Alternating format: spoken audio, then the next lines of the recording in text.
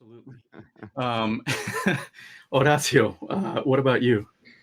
Well, I think that Dante kind of changed the world, the music business world, and what you can accomplish right now with a network and RedNet and Dante, it's so different from what I remember installing in studios in the late '70s, early '80s. I've been through pretty much every system. I've seen I've seen you know Ampex tape machines, 16 tracks, 24 tracks, Scully machines, Otaris, MTR, Studer machines. Then the beginning of digital, at RCA. Then Mitsubishi and 3M and 32 track machines. Then Sony 48. Then in the meantime, an attempt to get something closer to the more democratic side of music, which was the A88 and the Alices, that kind of stuff, and and then what we got right now, which is unbelievable.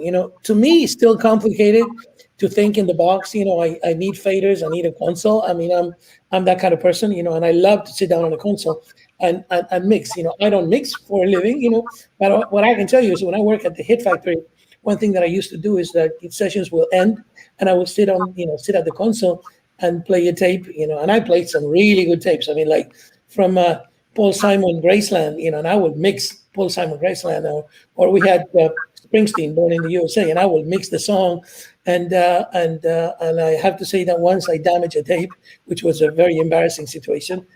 But I got to see everything, and then you see what we can accomplish now.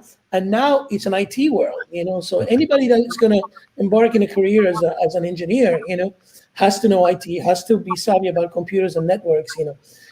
Also remember that back in those days, there was an engineer which would run the console. There was an assistant that would run the tape machine, and would punch in and out. And there was another assistant that would set up the sessions, and now everything's done by one guy. Now it was a treat to graduate from being the assistant, doing the tape machine, to finding yourself in front of a console. And I have to say it. I mean, I got stuck doing a commercial for HBO 30 years ago, and because the engineer never showed up, and the studio manager told me, "Hey, we got to do this." We had like 80 people playing live at RCA Studios in New York, and I watched the producer come in, and it was Tio Macero, produced Miles, Sketch of Spain, and I looked at the guy and says, like, he looked at me and was like, "Where's John Fausti?" John Fausti was engineer. It's like, "Oh, he's not in. I'll be doing the session." He was like, "No, you're not."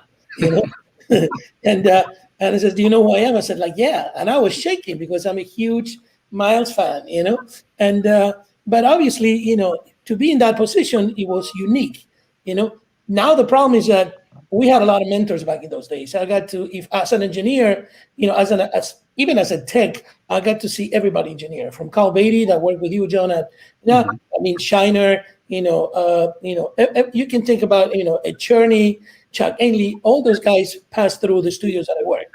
So for the assistant, it was great because you get to see these great guys engineering. Now, guys get out of college, they buy a Pro Tools rig, and they start on their own, and there's not a lot of people to look up to. So that's one thing that I think it's kind of, it's not great, but definitely get savvy on computers, learn networking, and be open to technology. And you got to explore, you got to read, you got to look at stuff because there's things coming out every day. And then Dante and Focusrite, RedNet, 2 weeks ago at the Stony project that I did in Miami, Shakira was doing vocals in the rooftop, thanks to RedNet. It was a nice day. They wanted to do vocals outdoors. It was sunny. You can see the ocean. Yeah, they did vocals upstairs. I mean, they're doing demos. So it was great.